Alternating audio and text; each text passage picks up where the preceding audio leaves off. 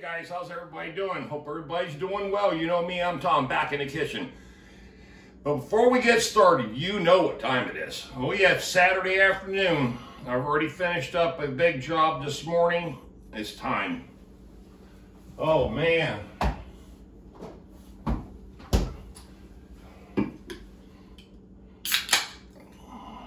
First things first, it's beer 30. You know the deal.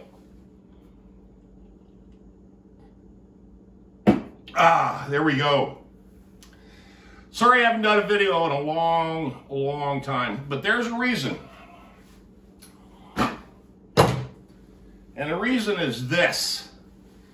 In the last 22 days, but before actually that, but the last 22 days, I've been working literally 7 days a week, anywhere from 6 to 8 hour shifts a day.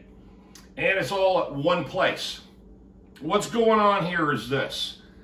I made a decision at the beginning of this year during this whole COVID virus thing that if indeed this thing was going to be prolonged, what I was going to do is I want to set certain things up, certain things in motion. So I was already busy all year long. From March 15th, and I've done a video on this, from March 15th till about, the beginning of October, 90% of everything I was doing was residential, and it was coming in left and right, back-to-back calls. People were home, people are still home. And what it's basically doing is that it forced a lot of people to see a lot of maintenance needs they needed. Well, there's also other things you need to look at when you're running a small business, and namely is that, yeah, there's residential work out there, but there's also a lot of construction going on out there. And right now, the big problem with this whole COVID virus thing is that there's not a lot of people out there doing maintenance, that behind the scenes maintenance on these facilities that now are overrun with patients. So they're running and cranking it at 7 days a week, 24 hours a day. And guess what happens? They get a lot of trash. There's a lot of discarded PPE, a lot of bio waste. There's a lot of hazardous waste. There's a lot of sanitation needs that are required. There's so many things that if you look at it from that perspective, hold on, beer 30. I just got back from Walmart, had to fill up my refrigerator. I had nothing. I mean, I had zero in my refrigerator except maybe one slice of cheese.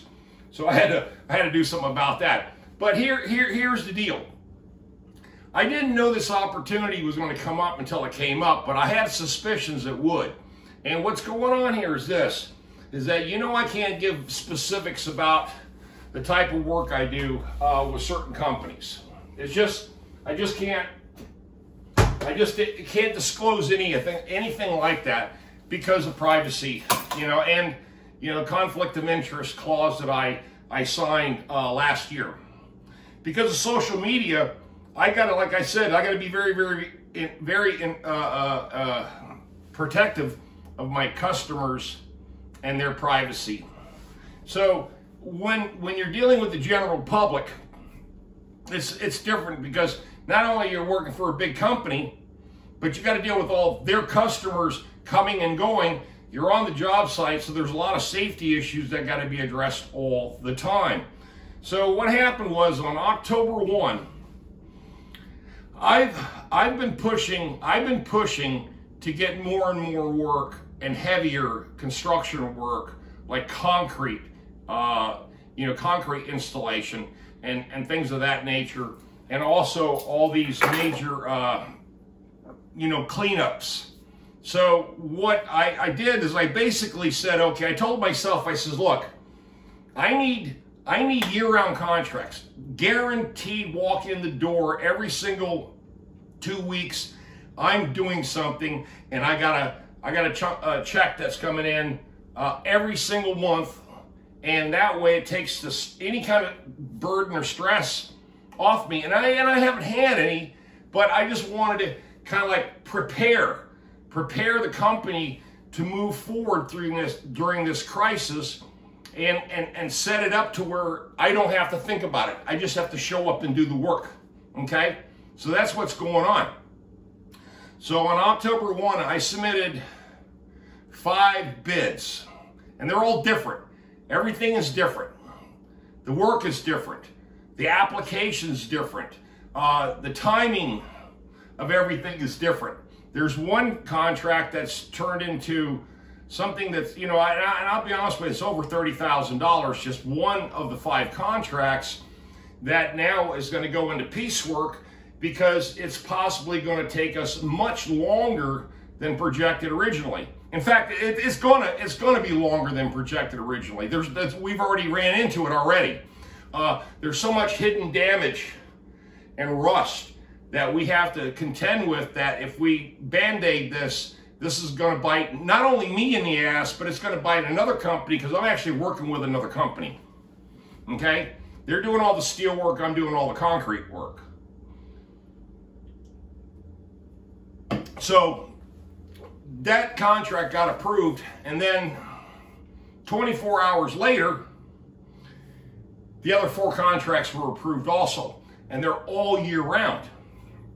And I'm thinking to myself, oh shit, maybe I bit off more than I can chew here, but the way I've got it all spaced out, and the way in other words, I had to give a calendar of events. I had to go in and say, okay, every single month, this is what's got to happen. This is what's going to happen, and then this is the amount for that service. And they agreed. So I set up a schedule, a work schedule, 1 year. In fact, October next year is when I have to renew 3 of those contracts because it's ongoing maintenance. So what ended up happening, the last video I did is when I painted my dump truck. The dump truck is back at Victor's because I'm having them weld all the little spots on my service body, the dump bed body, cracks here and there, the next stage of maintenance on that dump truck. Now, here, let me, before we get started, this is comments that people make all the time, and I'm going to answer your questions. Hold on.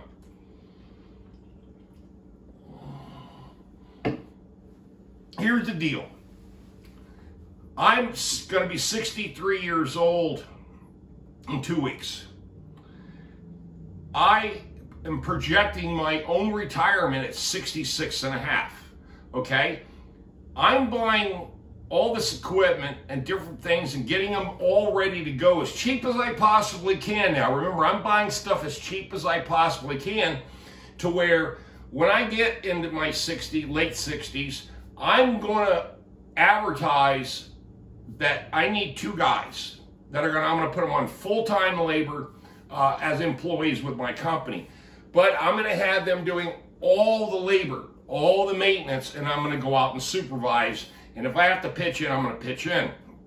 But the whole point is that I'm going to be there every single day. This has been pre-planned for years.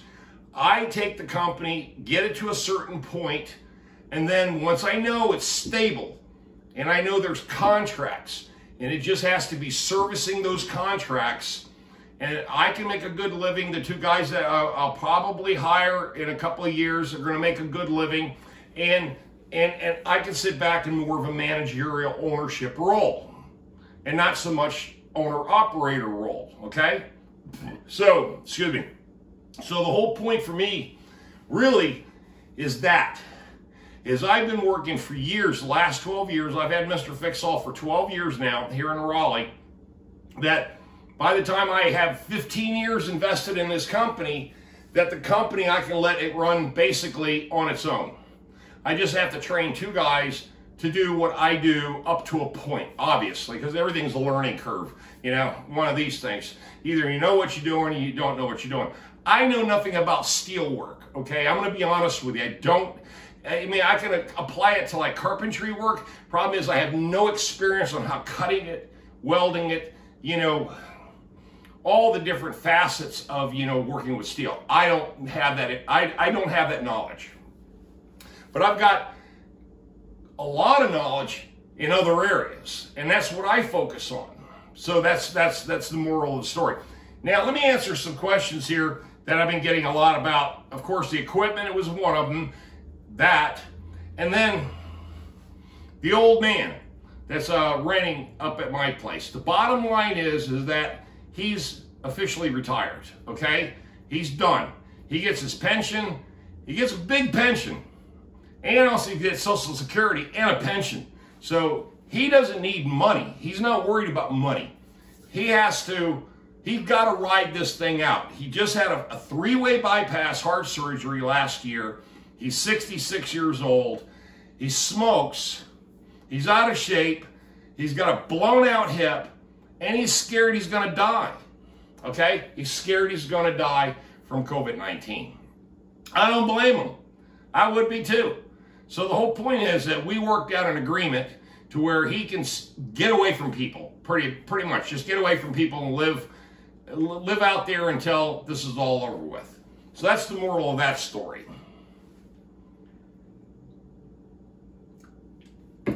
Now, the other thing is that, okay, let's jump into something I don't talk much about is politics. This whole thing with Trump and Biden, okay?